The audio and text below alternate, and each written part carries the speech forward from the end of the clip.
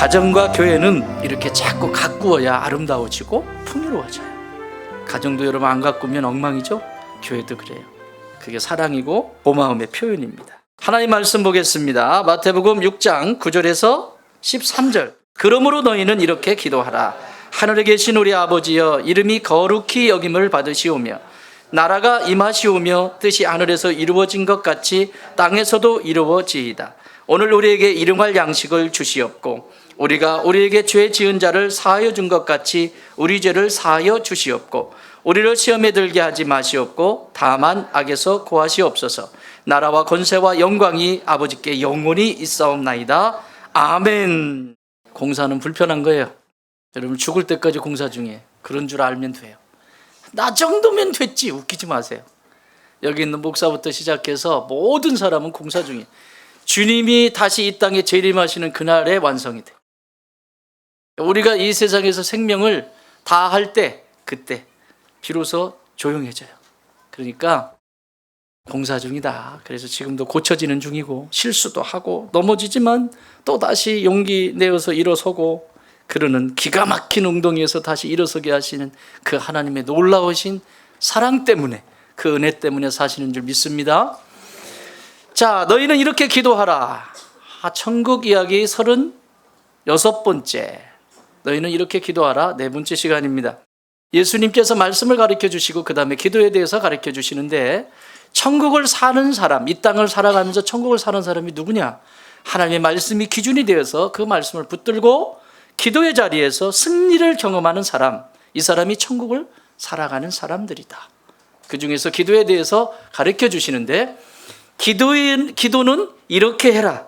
너희가 기도할 때에 외식하지 마라. 제발 속에 없는 얘기 하지 말고 있는 얘기 해라.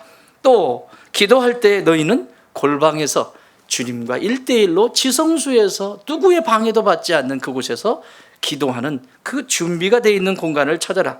또 기도할 때 너희는 말씀이 없이 네 생각대로 하지 말고 중언부언하지 말고 하나님의 말씀이 기준이 되어서 기도해라. 이렇게 가르쳐 주시고는 기도를 어떻게 하는지를 이제 안내해 주십니다. 그게 뭐죠? 주님이 가르쳐 주신 기도. 너희는 이렇게 기도하라. 하늘에 계신 우리 아버지요. 기도의 첫 소절이에요. 하늘에 계시는데 하나님이 그분이 아버지시다. 그분이 내 아버지시다. 이 우주를 여러분 부모님이 유산이 얼마나 가지고 계신가요? 재산이? 빚만 있어요? 저희 아이들이 그러더라고요. 아빠, 빚만 남기지 마세요. 아주 냉정해요. 이 녀석들은 독립을 너무 일찍 해가지고. 그래서 좀 너무 안쓰러워요. 애비가 처지가 이러니까 그 애들이 독립하지 않으면 안 돼. 등록금 대준 적 없어요. 생활비 대준 적 없어요. 지들이 첫 번째 등록금만 대줬어요. 첫 번째 등록금. 그리고 나머지는 등록금도 벌어서 생활비도 벌어서 다 지금도 여전히 그러고 있습니다. 그래서 그제 짠한 마음이 들어서 큰아이를 불러서 참 아빠가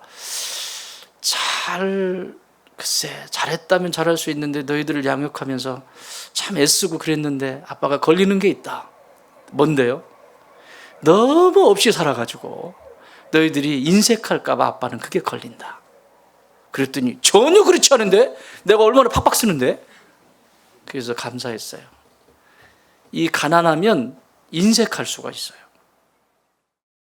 자녀들에게 여러분 인색함을 물려주면 안 됩니다. 풍요로움을 물려주셔야 돼요.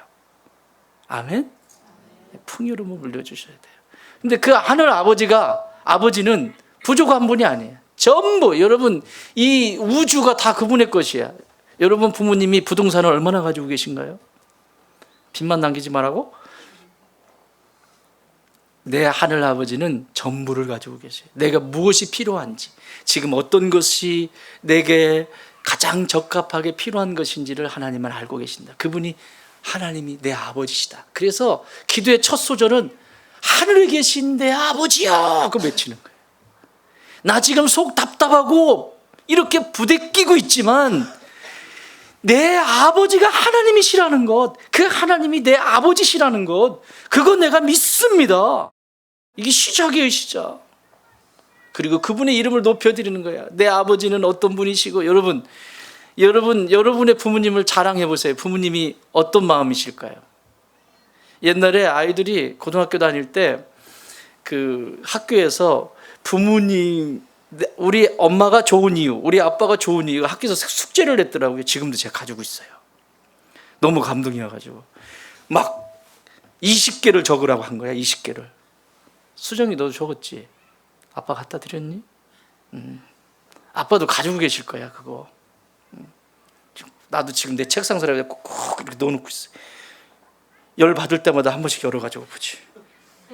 이랬던 애들인데 이게 감동이에요, 감동. 여러분, 아이들을 통해서 듣는 그 나에 대한 그 부모가 아이들이 바라보는 그 관점이 그 사랑스럽고 그런 관점으로 할 때 기분이 좋잖아요. 여러분, 우리 하나님 아버지도요, 마음껏 높여드려. 우리 하나님은요, 내 하나님은 크고 힘있고 능히 있어 못할 것 전혀 없네. 진짜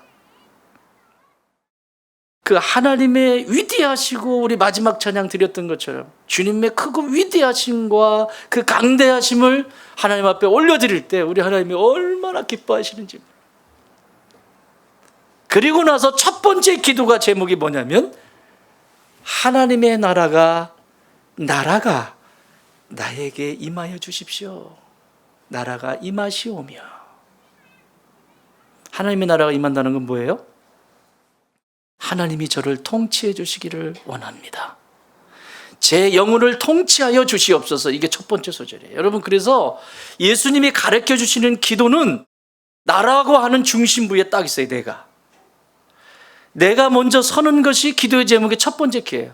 나라가 임하시오며, 또 지난주에 보셨던 것처럼 용서 받은 것처럼 용서하는 자가 되게 해달라고 하는 기도. 세 번째, 오늘 기도하게 되는 세상으로부터 유혹받지 않게 해달라고 하는 기도. 나라고 하는 존재가 나에 대한 기도예요. 내가 이렇게 살게 해주세요 라고 하는 기도예요. 첫 번째는 하나님의 나라가, 하나님의 통치가 있기를 원합니다. 두 번째는 하나님이 나를 사랑하신 것처럼 저들을 사랑하고 용서하게 하여 주옵소서. 세 번째는 세상을 살아가면서 유혹받지 않게 하여 주옵소서. 여기 시험에 들지 않게 하시옵고는 테스트가 아니에요. 우리가 테스트는 성장하기 위해서 하는 거예요. 아브라함이 이삭을 바치는 믿음과 순종에 대한 테스트. 여러분, 성도가 이 땅을 살아가면서 받는 테스트의 해답은, 시험 문제의 해답은 믿음과 순종이에요. 정답이에요, 정답. 우리의 삶에 고난이 있고 어려움이 올 때 그것의 정답은 믿음으로 어떻게 반응하느냐, 그리고 그것을 어떻게 순종할 것이냐. 네 안에 믿음이 있니? 이 상황을 하나님이 해결하실 것을 믿니? 요거. 그리고 그 믿음대로 너는 순종할 수 있니? 믿음과 순종이라고 하는 것이 성경 역사 속에 계속 요 테스트를 해요. 아브라함을 그렇게 테스트하시고, 야곱을, 이삭을, 다윗을, 하나님의 모든 사람들이 이 테스트를 받습니다. 그런데 오늘 여기에 나와 있는 시험에 들지 않게 하시고 13절에 있는 이 말씀은, 오늘 저와 여러분이 보게 될 이 말씀은 테스트가 아니고 템테이션이에요. 템테이션은 유혹이에요. 미혹이에요. 왜 유혹을 받을까요? 왜 미혹을 받을까요? 공자 선생님이, 예수님 오시기 전에 500년 전에 공자 선생님이 사람의 나이 40이면 불혹이라고 그랬어요. 불혹. 40이 되면 웬만한 거에 유혹을 받는다, 받지 않는다? 아이고. 40이면 유혹을 받지 않는다고 해서 불혹이라고 그랬어요. 불혹. 그런데 오늘날 40이면 아이고, 불혹이 아니라 불나방들이야. 막 저녁에 밤이 되면 눈 뻘개가지고 그냥 이러고 다니는 거예요. 눈 뻘개가지고 막 술 잔뜩 취해가지고 오늘은 여기에 기대 볼까, 내일은 저기에 기대 볼까. 이게 왜 그러냐면, 여러분, 우리가 심리학에서도 발달 심리학, 인간의 전생애를 쭉 얘기하잖아요. 유아기, 아동기, 그 다음에 청소년기, 성인 초기, 성인 중기, 노년기, 쭉 인생의 전생의 발달 과정을 말하잖아요. 공자 선생님이 미리 얘기했잖아요. 예수님 오시기 500년 전에 15살은 뭐라고 그래요? 지학, 학문이 이제 시작되는 시기에 10대와 20대를 그렇게 얘기를 하죠. 30대에는 자기 스스로, 내 스스로가 쓸 수 있는, 독립할 수 있는 나이. 이립. 요즘 30살은 이립이 돼요. 이립이 안 돼서 삼립이 나왔잖아.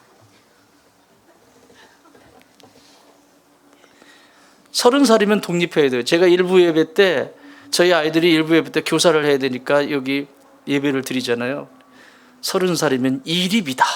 그랬더니 손을 번쩍 들더니, 예배 시간에 손을 번쩍 들더니, 아바마마, 이미 우리는 이립하였나이다. 이것은 무엇이 없나이까? 30살이 되면 부모님 손 빌리지 않고 내가 내 삶을 잘 만들어서 갈 수 있는 나이 30. 여기서부터 이제 여기 앞에서부터 어려움이 생기니까 이 뒤에가 이제 자꾸 문제가 일어나는 거예요. 앞에서부터. 그러니까 40이 됐는데 자기 정신 못 차리고 다니죠. 50은요.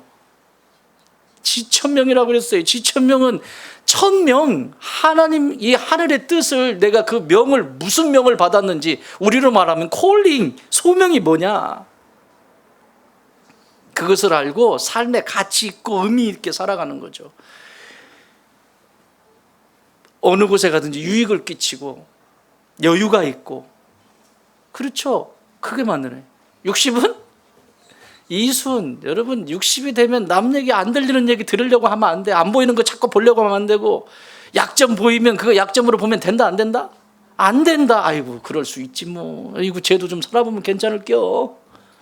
그러고 넘겨야지. 이 잡듯이 눈을 막 돋보기 쓰고 찾기 시작하든지, 안 들리는 거 귀 열어가지고 보려고 하든지, 이건 잘못 가고 있는 거예요. 70은 종심. 종심은 뭐예요? 순종할 때 할 때 그 종자예요. 70이 되면 무엇을 해도, 어떤 것을 해도 걸리는 게 없는 게 70이에요.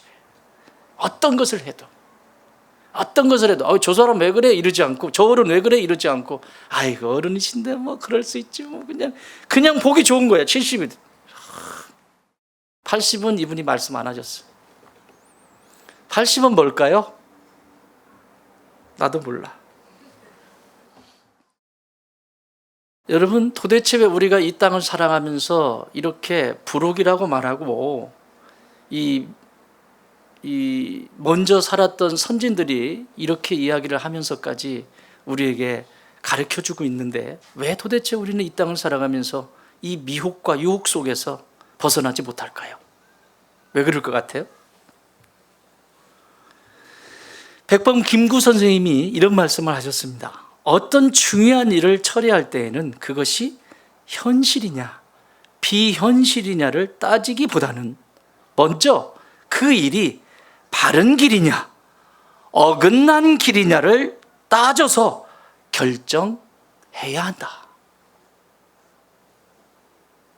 그러니까 이게 현실적으로 이게 맞냐 틀리냐 이거 따지지 말고, 이것이 바른 것이냐, 이게 후대에도 내가 지금 결정한 것이 부끄럽지 않은 일이냐, 내 뒤에, 저로 말하면 제가 담임 목회로 이 좋은 단계를 섬기면서 제가 물러나서 후임이 이 자리를 오셔서 섬기셔도, 제가 떠나고 난 다음에도 그것이 문제가 없다면 그건 바른 길을 산 거예요. 여러분, 오늘날 정치가 왜 이렇게 문제가 많습니까? 본인은 바르다고 하는데 왜 지나고 나면 이럴까요? 바른 길이 아니었다는 거죠. 어긋났다는 거죠. 자신의 유익만을 위해서 따라한 거지. 이게 다 미혹이고 유혹인 거예요. 그런데 여러분, 이 미혹과 우리의 삶을 힘들게 하는 이 미혹과 유혹을 통해 우리의 삶이 힘들어지는데 그 배후에는 무엇이 있을까요? 배후에. 왜? 배후에 옆 사람 쿡 찌르지 말고 옆에 뭐 옆 사람 찌르면서 광범위요 막 이러지 말고 배후에 누가 있기 때문에 그럴까요? 마귀란 놈이 있어요. 그래서 오늘 이 13절에 오늘 나누게 될 말씀은 영적 전쟁에 대한 얘기예요. 영적 전쟁. 이 땅을 살아가면서 내가 이 땅을 살아가면서 우리를 시험에 들게 하지 마시옵고 다만 악에서 구하시옵소서. 영적 전쟁에 대해 얘기입니다. 영적 전쟁에 승리하게 하여 주시옵소서. 이렇게 해석해도 다를 게 없어요. 여러분, 전쟁에서 패배하면 어떻게 되죠? 왜 군인이 그 총알이 날아오는 포탄이 날아오는 데서 그 나라를 지키기 위해서 자신의 생명을 다 바칠까요? 왜요? 첫 번째는 가족, 내 부모님, 후방에 계신 내 부모님, 형제, 여기서부터 시작이 되는 거죠. 내가 여기서 이것을 이겨내지 못하면, 여기서 이 전쟁을 승리로 이끌어내지 못하면 내 가족들은 죽어. 그래서 여기를 막아내야 돼. 내 동포는 죽어. 그래서 막아내야 돼. 자신의 생명을 아까워하지 않고 던지는 거죠. 가장 중요한 이유죠. 여러분, 그런데 이거는 보이는 전쟁이잖아요. 보이는 거잖아요. 그런데 보이지 않는 전쟁, 그걸 영적 전쟁이라고 그래요. 마귀가 우리 눈에 보이지 않듯이 보이지 않는 악과의 전쟁. 그래서 미혹과 유혹은 달콤합니다. 여러분, 이 영적 전쟁을 이해하려면 세 가지를 이해해야 되는데, 첫 번째는 하나님이 어떤 분이냐, 나는 어떤 존재냐, 그렇다면. 그리고 마귀는 어떤 존재냐, 적을 알아야죠. 마귀가 어떤 존재인지, 하나님이 어떤 분인지, 그리고 나는 그 사이에서 어떤 존재인지를 알아야 영적 전쟁의 승리로 이끌어갈 수 있죠. 여러분, 마귀는 원래 하나님을 섬기던 천사였습니다. 그런데 그 천상에서 하나님 앞에 반역을 하죠. 자신이 마치 하나님인 것처럼. 이게 인간의 교만 속에 있어요. 지금도 자기가 뭐 있는 것처럼. 교회 속에는 없는 것 같아요. 장로님들이 괜히 목사님 자리 탐내고 있는 거, 그거 다 그거야. 아세요? 안 있으면 막 설교하고 싶어 죽겠대, 장로님들. 아니면 목회하든지. 할 거 다 하시면서, 그지? 밖에 나가서 할 거 다 하시면서 설교는 하고 싶고 막 그래요. 문제가 있는 거죠.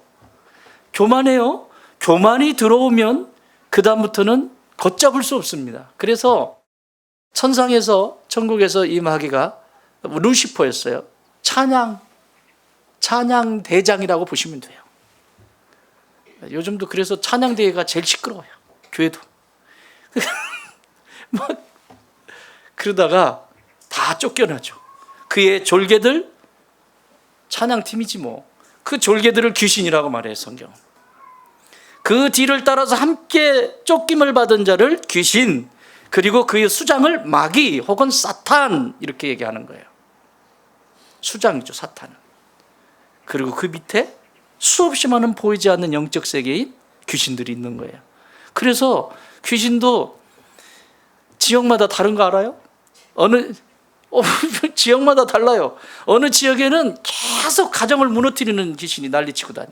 그래가지고 막 이간질하고 막 그래서 가정 다 무너뜨리고, 어느 지역은 막 술을 마시게 만들어가지고 사람, 인간 막 쓰레기로 만들어버리는 귀신도 있고. 지역마다 달라요. 어느 지역은 아주 고상한 척 하는데 머리는 다 비어있고 영혼은 다 메말라 있게 만드는 귀신도 있고. 자, 어쨌든 지금 뭐 귀신 넣는 시간이 아니니까, 어쨌든 영적인 이 세계 속에서 이런 일들이 일어납니다. 그런데 마귀가, 질문할게요. 마귀가 하나님 이길 수 있어요, 없어요? 상대가 될 수가 없죠. 그래서 마귀는 이겨야 되는데 누구를 이기려고 할까요? 하나님을 이기려고 하는데, 하나님의 형상대로 지음받은, 특히 믿음의 사람들, 하나님의 형상대로 지음을 받은 인간을 이기면 하나님을 이기는 거예요. 이런 거예요. 너 저거 하나 가져오면 10개로 쳐줄게, 뭐 이런 거 있잖아. 왜? 내가 갖고 싶은 게 뭐가 있어요? 그럼 저거 하나 가져오면 내가 10개로 쳐줄게. 이런 것처럼 인간이 자신 앞에 무릎을 꿇으면 마치 하나님을 이긴 것처럼. 그래서 여러분 2000년 전에 예수님께서 십자가에 못 박히시기 전에 그 고문을 당하시고 피가 철철 흘리시면서 살 찢기시면서 그 십자가를 짊어지고 갈 때 마귀는 박수 쳤어요. 봐라, 내가 이겼지. 내가 하나님 이겼다. 어떤 일이 일어나죠? 운명하셨어요. 끝났다고 했어요. 마귀는 그 3일 동안 축배를 들었을 거예요. 예수님이 음부 가운데, 무덤 가운데 있었던, 그 죽음 가운데 계셨던 3일 동안 마귀는 축제를 했을 거라고. 그런데 여러분, 3일 뒤에 예수님은 부활하셨습니다. 할렐루야. 이게 기독교예요. 여러분, 우리 인생 속에 아무리 힘든 것이 있고 마치 죽을 것처럼 숨이 콱콱 막히는 시간이 있어도 믿음의 사람은 반드시 부활이 있다는 걸 믿습니다. 왜? 내가 하나님의 자녀니까. 하나님을 나를 망하게 하시지 않는다. 믿으십니까? 그래서 마귀의 목적은 나를 망하게 하는 거예요. 내 안에 기쁨을 잃어버리게 하고, 나를 불행하게 하고, 또 나로 하여금 성장하지 못하게 만들고, 마음을 피폐하게 만들어버리고, 궁극적으로 하나님의 마음을 마귀는 아프게 만들어요. 하나님 자녀가 말을 안 들으니까 누가 아파요, 마음이? 하나님 아버지가 마음이 아프신 거죠. 마귀의 최종 목적은 이렇게 복종하게 만들고 자신의 사람으로 만들어서 결국은 하나님의 마음을 아프게 만들어요. 그게 최종 목적이에요. 그리고 결국 자신의 사람으로 삼아서 결국 나를 망하게 하는 모든 곳으로 안내를 하죠. 그런데 여러분, 마귀가 우리를 유혹할 때, 미혹할 때 칼 들고 와가지고 너 말 안 들으면 뭐 어떻게 할 거야? 그렇게 할까요? 마귀가 여러분들보다, 저와 여러분보다 머리가 좋다는 거 알죠? 대단합니다. SQ까지 있기 때문에. IQ만 있는 게 아니에요. SQ도 있어요. 우리가 상상하는 그 이상이기 때문에 우리의 힘으로는 이길 수 없어요. 그래서 예수님께서 승리하신 거예요. 조금 이따 보겠습니다. 자, 이렇게 미끼를 던져요. 미끼를. 그냥 하면 다 도망가잖아. 하면 도망가잖아요. 미끼를 던져요. 자, 내가 돈을 좋아한다. 돈을 하면 막 눈이 돌아가는 사람들 있죠. 우리 이런 거예요. 다 그래. 줄까 말까 이렇게 또 건드린다. 이렇게.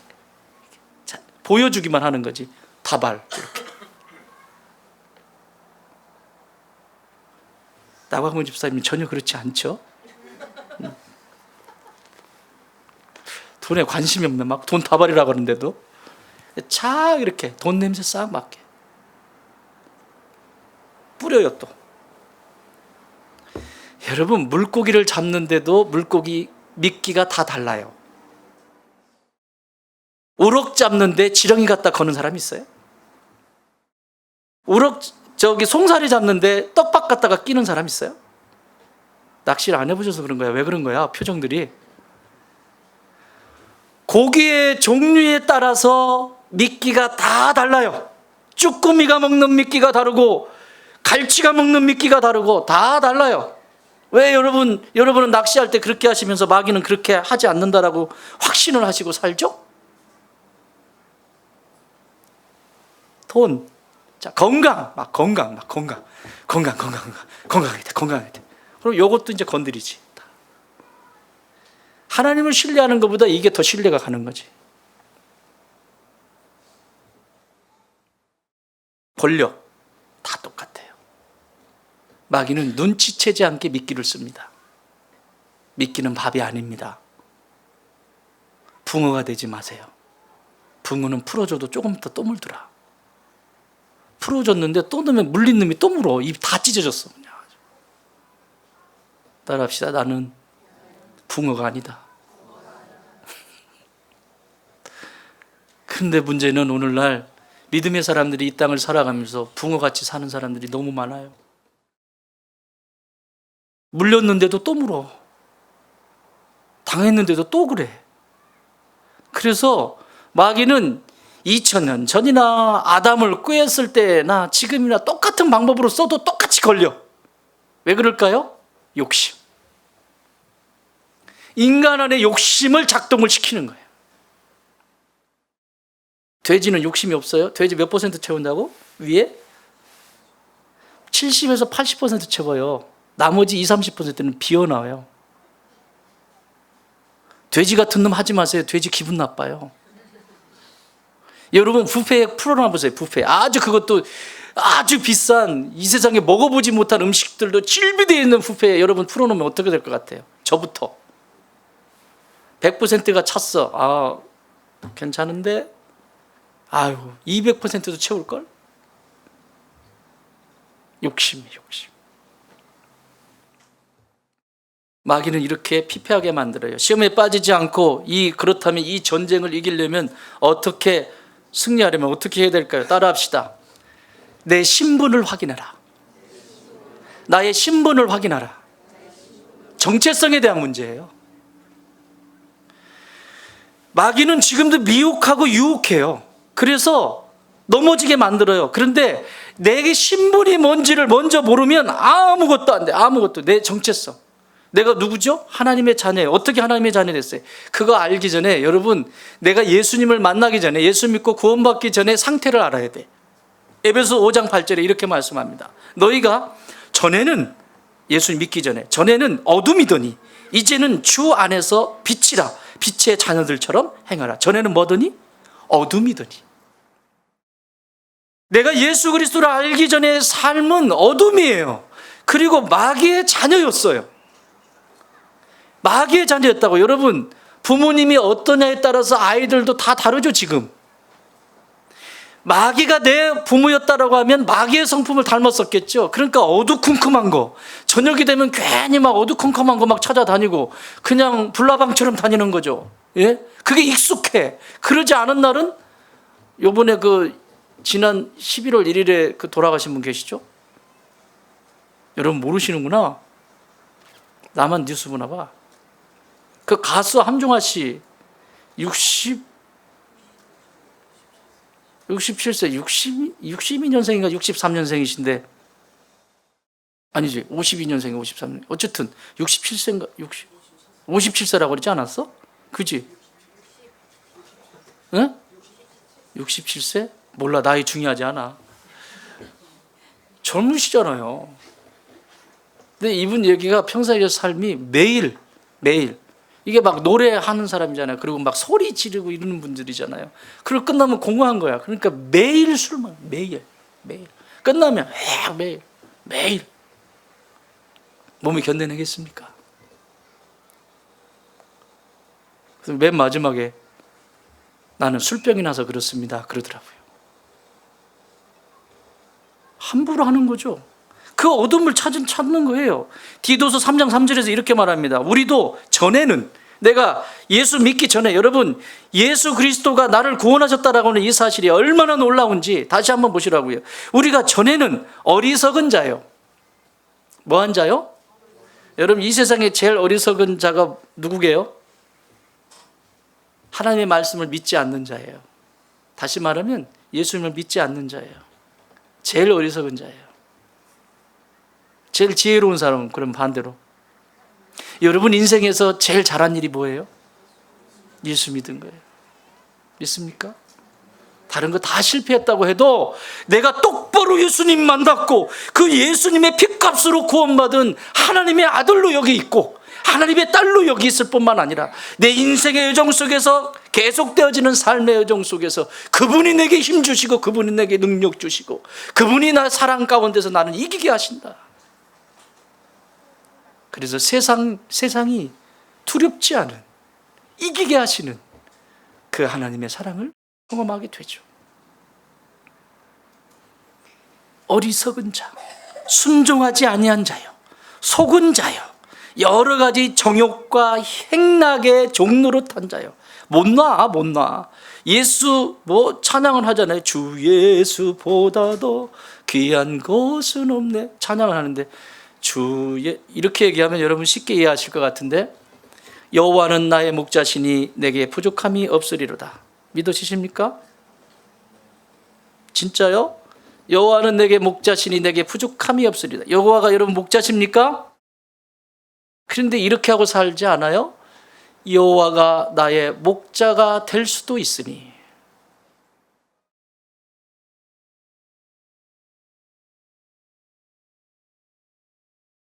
목자면 목자인 거고, 구원자면 구원자인 거고, 나를 살릴 뿐이면 살릴 뿐인 거지 살리실 수도 있으니.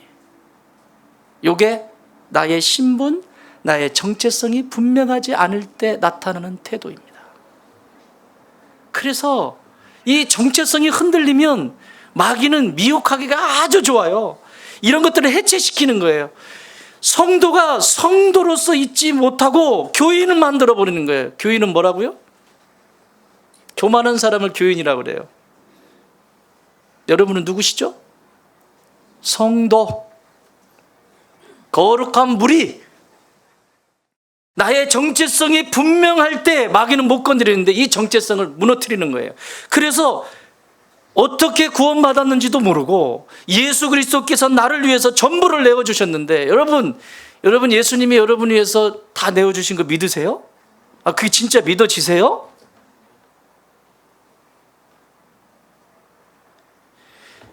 나를 다시 살리시기 위해서 살찌고 피 흘려서 전부를 내어주셨다고. 전부 요만큼도 안 남기고 전부 쏟아서 다 주셨다고.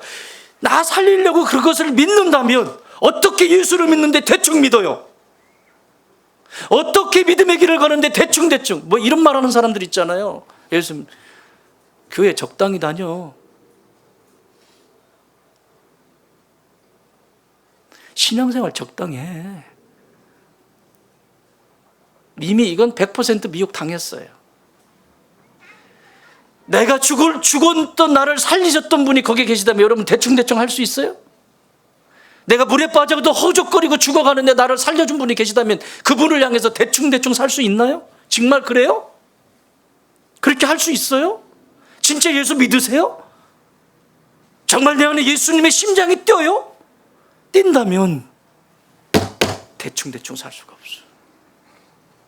따라합시다. 내 인생에 대충은 없다. 여러분 믿음의 길을 걸어가는데 대충은 없어요. 여러분 안에 대충이 있다고 하면, 만약에 있다고 하면 그것은 유혹받기에 딱 좋은 토양입니다.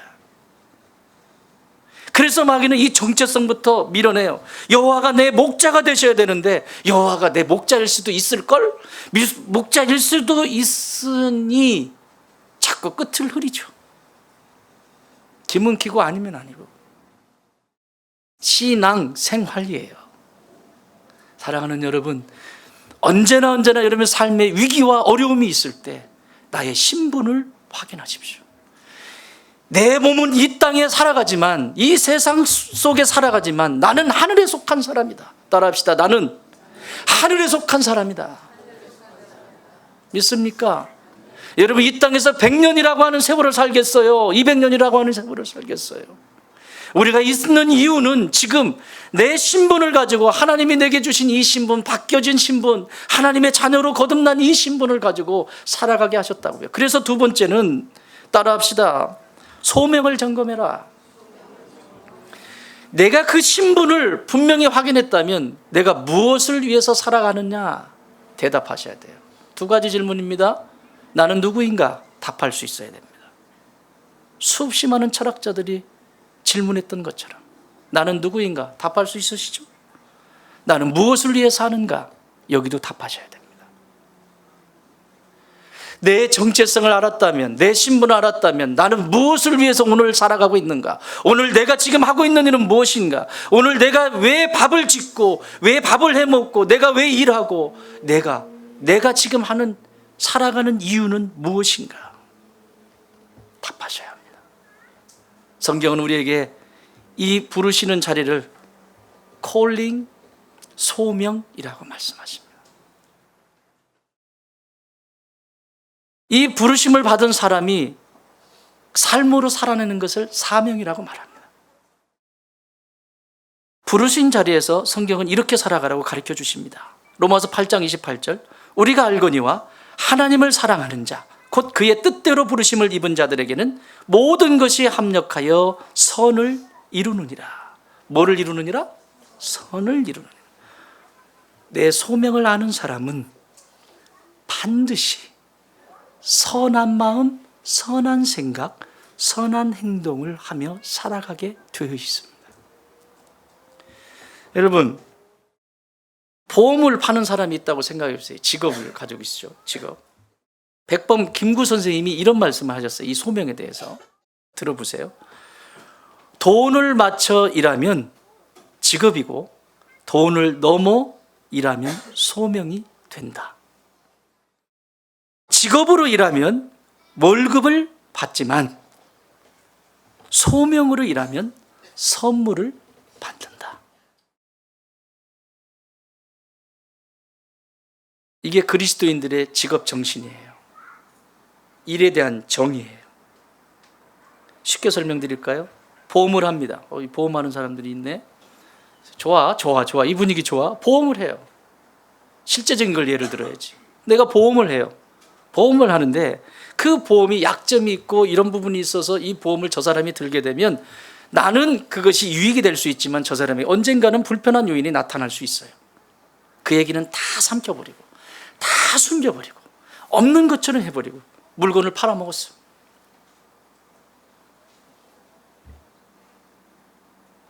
그리스도인이 절대 하지 말아야 될 일이지. 이건 직업이에요. 얘는 월급 받는 것으로 끝이야. 사람을 잃어버리게 돼 있어요. 정말 중요한 사람을 잃어버려. 여러분, 밥 먹고 할 일 없는 심리학자들이 연구했잖아요. 한 사람 잃어버리면 몇 명 잃어버린다고? 250명. 한 사람을 불편한 관계에서 잃어버리면 250명의 자원을 잃어버린다고.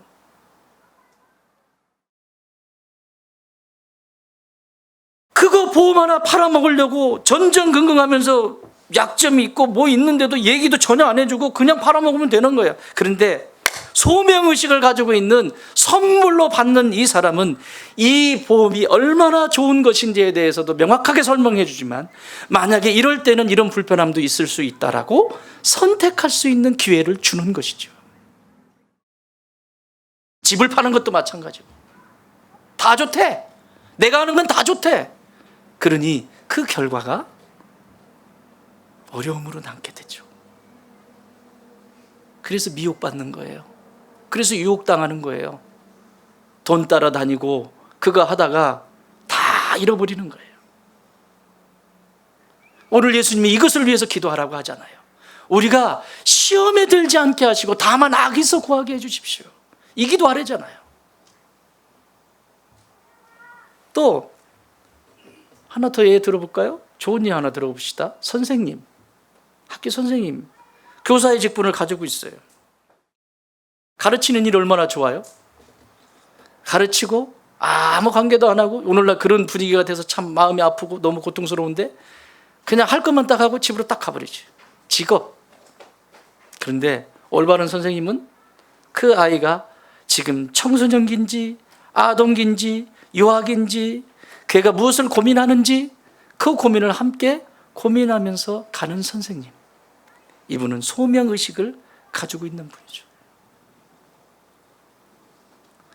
스포츠 용품 하나를 팔아도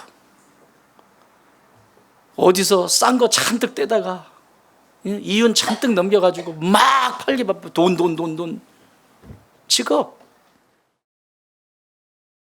그런데 물건 하나를 팔아도 운동기구 하나를 팔아도 선생님 체형을 보니 이 운동기구를 쓰면 아주 적합할 것 같습니다. 이 운동은 선생님의 어느 영역과 이래서 꾸준히 한 몇 개월만 하시면 이렇게 될 것 같습니다. 그분의 건강을 위해서 파는 거 아니에요? 물건을? 운동기구 왜 팔아요? 무엇을 위해서 운동기구를 팔아야 되는지, 무엇을 위해서 보험을 팔아야 되는지, 무엇을 위해서 집을 팔아야 되는지, 무엇을 위해서 내가 지금 오늘 이 일을 하고 있는지를 아는 것이 소명의식이에요. 이것이 무너지면 다 무너져요. 신앙생활도 마찬가지입니다. 교회에 그냥 오는 것은 교인이요. 그러나 교회 속에 공동체의 유익을 위해서 내 자신을 드리고 삶을 드리는 건 소명입니다. 그래서 부르신 그 자리에서 선한 일을 하게 돼 있어요. 두 번째는 부르신 자리에서 이렇게 하라고 말합니다. 갈라디아서 5장 13절. 형제들아 너희가 자유를 위하여 부르심을 입었으나 그러나 그 자유로 육체의 기회를 삼지 말고, 내가 몸이 원하는 대로 막 움직이지 말고 오직 사랑으로 서로 종노릇하라. 부르신 자리에서 사랑으로 종노릇하라라고 가르쳐 주십니다. 섬기라고 가르쳐 주세요. 내가 무슨 직업을 가지고 있든지, 어떤 사람은 사원으로 들어갈 수 있고, 어떤 사람은 오너로 있을 수 있고, 어떤 분은 집에서 자녀 가족들을 위해서 밥을 짓는 역할을 할 수도 있고, 다 다르지만 그 일 속에서 소명의식이 있다는 얘기지. 만약에 소명의식이 없다면 나는 100% 당하게 돼 있습니다. 또 부르신 자리에서 감사하라고 가르쳐 주세요. 골로새서 3장 15절. 그리스도의 평강이 너희 마음을 주장하게 하라. 너희는 평강을 위하여 한 몸으로 부르심을 받았나니 너희는 또한 감사하는 자가 되라. 뭐 하는 자가 되라? 여러분, 소명의식 있는 사람은 감사하라고 하지 말라고 해도 감사하게 돼 있어요. 그래서 바울 사도는 에베소 교회에 를 목회하면서 힘든 시간들을 보내면서 그가 터득한 걸 이렇게 얘기해요. 에베소 4장 11절에 13절. 어떠한 형편이든지 나는 자족하기를 배웠노니 나는 비천에 처할 줄도 알고 풍부에 처할 줄도 알아. 모든 일 곧 배부름과 배고픔과 풍부와 궁핍에서도 처할 줄 아는 일체의 비결을 배웠노라. 내게 능력 주시는 자 안에서 내가 모든 것을 할 수 있느니라. 우리의 삶에 여러 가지 어려움이 있을 수 있어요. 고난이 찾아와요. 질병이라는 게 찾아와요. 여러분, 질병이 나쁜 건가요? 우리는 병이 다 있어요. 질병이 있어요. 치명적인 질병이 있어요. 여러분, 내 안에 질병이 있으면서 하나님을 만날 수 있다면, 그 미우라 아야코의 빙점 읽어보셨죠? 그 연약함으로 그 위대한 소설을 써내려가잖아요. 하나님을 만나고 나서. 그런데 늘 뭐 하고 있냐면, 질병이 찾아왔어. 그러면 하나님이 나를 싫어하시는 거야. 왜 싫어하시는 거야? 요거 옳으니 그르니, 옳으니 그르니, 요거 얘기하는 거죠. 못 참아요. 또 참지도 못해요. 배고파 죽겠대. 먹을 것이 없고 가난하면 배고파 죽겠대요. 왜 하나님이 배고픔을 허락하실까요? 왜 하나님은 그 배고픔을 철저하게 허락하실까요? 왜요? 쉽게 설명드려요. 나는 지금 배고파 죽겠어. 이 물이라도 먹었으면 좋겠어. 이 물이라도 이렇게 먹었으면 좋겠어. 그런데 하나님은 물을 못 먹게 해. 왜 그럴까요? 이 물보다 더 맛있는 것을 하나님 저기 준비하고 계시거든. 여러분, 그것이 보인다면 이 물을 먹겠다고 발버둥 치겠습니까? 이런 사람 있잖아. 나 이 물을 먹고 죽을래. 죽어, 그러면 진짜. 여러분, 하나님이 내게 가난을 허락하시고, 하나님이 내게 육신의 연약함을 허락하시고, 하나님이 내 삶에 이런 것들을 허락하시는 이유는 그 너머에 하나님이 준비하신 것이 있는데, 그 과정 속에서 하나님은 당신과 이야기하고 싶으신 거예요.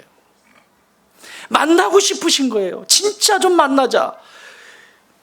교인이 아니라 성도로 만나자. 밖에 있는 이방인이 아니라 나의 자녀로 내 마음을 아는 그런 존재로 만나자. 그래서 그 고난을 허락하시는 거예요. 그런데도 끔찍을 안 해. 맨날 시집이를 따지지. 맨날 끔찍을 안 해. 이거 한 잔 먹고 죽을래요? 저 뒤에 펼쳐놓으신 하나님이 준비하신 오아시스에 다 그 파라솔 딱 해놓고 그냥 여유 있게 먹을 수 있는 수없이 많은 과일들과 뭐 먹고 싶어? 얘기하세요. 딱 좀 어마어마하게 준비해. 그거 먹을래요? 이거 참았다가 그거 먹을래요? 이거 먹고 끝낼래요? 이해되세요? 질병? 죽겠죠. 힘들어요. 고통스러워요. 그런데 이 고통 뒤에 하나님은 우리의 영혼이 더 맑아지기를 원하고 하나님 앞에 반응하는 그 순수한 영혼을 만나기를 원하세요. 왜 우리에게 이 고난이 있느냐? 그 순수한 영혼을 만나기를 원하세요. 그래서 소명의식을 갖게 되는 거예요. 자, 나는 누구인가? 나는 무엇을 위해서 지금 사는가? 이걸 알았다면 이것을 보존하고 이겨낼 수 있는 집은 딱 하나밖에 없습니다. 따라합시다. 기도. 기도에는 방법이 없다. 기도를 쉬지 말라. 기도에는 방법이 없어요. 나의 정체성이 흔들리지 않고 나를 부르신 부르심의 자리에서 그 소명을 감당해가는 그 방법은 말씀과 기도 외에는 방법이 없어요. 기도 외에는 방법이 없어요. 한번 보실래요? 마귀는요, 지지 않기 위해서 우리에게 다 하라 그래요. 지지 않기 위해서 뭐만 못하게 해요? 기도만 못하게. 다 하래. 야, 해. 해. 이것도 하고 다 해. 근데 뭐만 하지 마? 기도하지 마. 핑계대. 몸 아프잖아. 너 오늘 피곤하지 않니? 야, 너 바쁘잖아. 기도할 시간 있으면. 시간 없다 해. 그냥. 그리고 또 그만하고 싶어. 막. 몸도 아프고 막. 다 이유가 생겨. 마귀는 우리를 망하게 하기 위해서 뭐만 못하게 하냐면 기도만 못하게 해요. 이단들은 사이비 이단들은 성경 공부 다 가르칩니다. 어디서 이상한 거 찾아가지고 다 가르치는데 뭐만 하지 마라? 기도만 하지 마라. 기도 안 가르칩니다. 왜? 기도는 어디서든지 할 수 있잖아. 그건 통제를 못 하잖아요. 그러니까 기도하면 열리는 걸 알아. 기도하면 되는 걸 그들도 알아. 그러니까 못하게 하는 거예요. 여러분, 마귀가 기도하지 못하게 하는 3단계가 있습니다. 시간이 갔지만 꼭 기억하세요. 따라합시다. 의심하게 한다. 기도해도 될까? 기도해. 처음에 하라고 하니까 해. 막 마음에 뭐가 꽂히니까 하긴 해. 하는데 해봐도 뭐가 안 나타나. 뭐가 좀 증거가 보이든지 내 눈에 아무 증거 아니 배워도 찬양은 열심히 해요. 믿음만을 가지고서 늘 걸으며 이러는데 내 눈에 보이는 거 아무것도 없는데 어떻게 기도해요? 의심하게 해요. 마귀는. 될까? 야, 네가 봐라. 너 지금 열흘을 했고 지금 30일을 했고 너 40일을 했고 1년을 했고 3년을 했는데 봐라. 뭔 변화가 일어났니? 무슨 일이 일어났니? 의심하게 만들어요. 따라합시다. 의심이 날 때 의심 사라질 때까지 기도하라. 내 안에 있는 그 못된 의심이 사라질 때까지 기도하십시오. 믿습니까? 그래서 데살로니가전서 5장 16절 항상 기뻐하라. 쉬지 말고 뭐하라? 기도하라. 범사에 뭐하라? 감사하라. 이는 너희를 향한 하나님의 뜻이니라. 의심이 드세요? 의심이 사라질 때까지 기도하세요. 나는 안 하지. 한번 붙어볼게요. 의심이 드세요? 지금 아마 기도하시는 분 중에서 의심이 살살 드시는 분도 계실 수 있거든요. 의심이 사라질 때까지 나는 기도한다. 좀 강단을 가지고 덤비세요. 주님 앞에 덤비려면 야성을 좀 가지고 내 안에 이 의심이 사라질 때까지 나는 기도한다. 두 번째, 스텝 2. 마귀는 기도하지 못하면 무장해제가 되잖아요. 이 무장해제가 되면 가지고 놀아. 여러분 경계 근무가 서 있거나 그 경호원들이 잘 돼 있으면 못 들어가죠. 도둑들이. 근데 마귀가 나를 마음껏 쓰려면, 우리 가정을 편하게 쓰고 우리 기업을 마음껏 쓰려면 무장해제를 시키는 거예요. 기도하지 못하게. 중요한 것들을, 무기들을 버리게 만드는 거죠. 기도하지 못하게 하는 두 번째 이유, 스텝 2. 짜잔, 이렇게 해야지. 따라합시다. 분주하게 한다. 하는 것도 없이 바빠. 나 오늘 하루 살았는데 뭐 했는지도 몰라. 쓸데없는 시간 다 뺏겼어. 그런데 하나님 앞에 머물러서 기도하는 시간은 5분도 안 돼. 미친 거죠. 미친 거예요, 이거. 이거는 미혹 받기 싫어도 미혹 받게 돼 있어요. 그래서 맨날 시험 들었다고 하는 거예요. 분주하게 만듭니다. 따라합시다. 바쁠 때 더 기도하라. 시간 없다고 할 때 찾아서 기도해라. 바쁘다고 기도할 시간 없다고요? 진 겁니다. 안 바쁘게 만들어요? 병원에 눕혀놓으면 안 바쁘잖아요. 사업 망하게 하면 안 바쁘잖아요. 뭐 바빠요? 그지? 낚시나 하러 다니면 되지. 사업 문 닫아버리고. 나홍 집사님? 문 닫아버리고 그냥 낚시나 하러 다니면 되지. 바빠요? 바빠서 내가 기도할 수 없어요? 말도 안 되는 소리예요. 바쁘면 바쁜 만큼 더 기도가 필요하죠. 우리 가정이 지금 중요한 일들을 하고 우리 가게가, 우리 사업장이 바쁘면 바쁠수록 더 많이 깨어서 기도하죠. 바쁠수록 더 많이 기도해야죠. 그게 정상인데 바쁠수록 기도 안 해. 이 핑계 저 핑계 대. 베드로전서 4장 7절에서 8절, 만물이 마지막이 가까이 왔으니 그러므로 너희는 정신을 차리고 근신하여 기도해라. 오늘 이 말씀을 꼭 기억하세요. 마귀는 무장해제 시키는 것부터 우리를 파괴시킵니다. 기도하지 못하게 해요. 기도하는 사람은 마귀가 덤빌 수가 없어요. 왜? 누가 싸우시니까? 기도할 때 하나님이 싸우시니까. 내가 싸우는 게 아니거든. 세 번째, 스텝 3. 짜잔.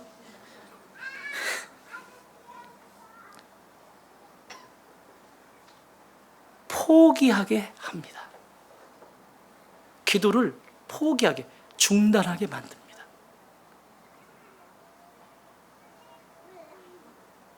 이유가 생겨요. 그만하고 싶어. 아까 첫 번째와 비슷하게 이유, 여러 가지 이유들을 대면서 그만하고 싶다. 따라합시다. 그만하고 싶을 때 더 하라. 또 뭐가 생겨요? 몸이 실실 아파요. 또 아이고 비가 올란가. 또 실실 아프고 또 애들도 또 뭐 그렇고 여러 가지 이유가 생겨. 막 아주 그냥 이유를 다 이유가 있지. 그래서 오늘은 쉬어야겠다. 쉬어보세요. 근데 요즘 디모데학교, 윤희대학교 이 부모들이 이렇게 기도 안 해가지고 이번 주에 내가 새벽에 기도하면서 이야, 경각심이 찾아왔어. 경각심이. 이렇게 기도하지 않고 머리만 키워가지고 뭐하지? 지금 지들끼리 모여가지고 학부모들끼리 모여서 지금 기도하고 눈물로 막 콧물 흘리면서 기도해야 지금 될까 말까 한데 이렇게 기도를 안 해가지고 무슨 일이 일어나요? 그죠? 시간만 낭비지. 기도 외엔 방법이 없어요. 다 이유가 생겨요. 힘든 일이 생기고 몸도 시름시름 아프고 그만하고 싶은 마음이 작동되고 계속 이제 그래서 기도 못하게 만들어요. 골로새 4장 2절에서 이렇게 말씀합니다. 바울 사도는 기도를 계속하고 기도에 감사함으로 깨어 있으라. 기도는 쉬라고 하신 적이 없어요. 성경 어디를 찾아보세요. 기도 쉬게 한 적 있나? 예수님이 기도를 쉬셨어요? 그 바쁘신 양반이? 예수님은 아침 저녁으로 습관이잖아요. 아침에 새벽 기도하는 거 습관, 저녁에 기도하는 거 습관. 그 바쁘신 양반이 습관. 나는 이런 거룩한 습관이 우리 좋은 땅의 모든 가족들에게 있기를 바랍니다. 그래서 나를 이 세대의 시험 가운데 빠지지 않고 악에서 구해지는 역사, 하나님께서 나에게서 찾는 것이 아니라 저 어둠 속에서 찾고 내게 하나님이 부어주시는 그 복을 다 누릴 수 있는 축복의 주인공들이 되시기 바랍니다. 첫 번째로 기억하세요. 내 신분을 날마다 감사하며 감격하며 확인하세요. 내가 어떤 존재인지 아무리 어려운 순간에도 내 신분을 확인해 보세요. 그리고 내가 지금 하고 있는 일은 소명을 가지고 하고 있는지 아니면 그날 때우기식으로 가고 있는지. 자, 소명까지 확인됐다면 나는 기도를 쉬지 아니하겠다. 이건 해도 되고 안 해도 되는 것이 아니라 하나님의 명령입니다. 어명은 지켜야 살아요. 어명을 지키지 않으면 죽어요. 영혼이 죽습니다. 나는 여러분의 가정도 일터도 무슨 일을 하든지 기도하는 하나님의 사람이 되길 주의 이름으로 축원합니다.